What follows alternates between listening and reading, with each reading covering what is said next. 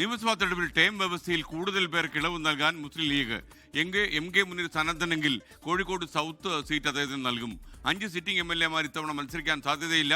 Party പറഞ്ഞാൽ മത്സരിക്കുമെന്ന് വനിതാ ലീഗ് ദേശീയ ജനറൽ സെക്രട്ടറി നൂർബിന റഷീദ് 24-നോട് പറഞ്ഞു. 15 വർഷമോ അതിൽ കൂടുതലോ MLA ആയിരുന്നവർ മാറട്ടെ എന്ന കർശന നിർദ്ദേശം ലീഗ് നടപ്പാക്കിയാൽ KPA Majeed, Manjalamkuzhi Ali, P Ubaidulla, NA Nellikkunnu, PK Basheer എന്നിവരാണ് വഴിമാറി കൊടുക്കേണ്ടി വരിക.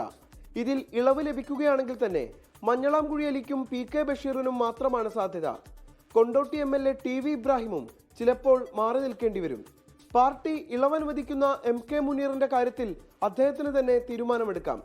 മുനീർ സന്നദ്ധനെങ്കിൽ കോഴിക്കോട് സൗത്തിൽ മത്സരിക്കാം.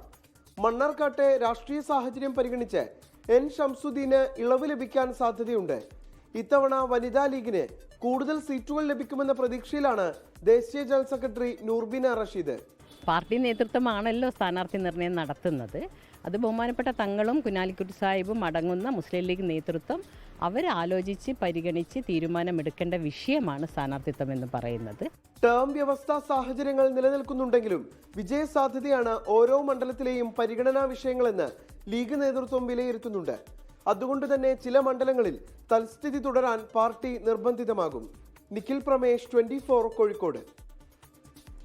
ലോകത്തെവിടെയായാലും ഏത് സമയത്തും 24 വാർത്തകളും ഓഗ്മെന്റഡ് റിയാലിറ്റി പാക്കേജുകളും എക്സ്പ്ലെയിനറുകളും വിശദമായി കാണാൻ ഞങ്ങളുടെ യൂട്യൂബ് ചാനൽ നിങ്ങൾക്ക് സബ്സ്ക്രൈബ് ചെയ്യാം.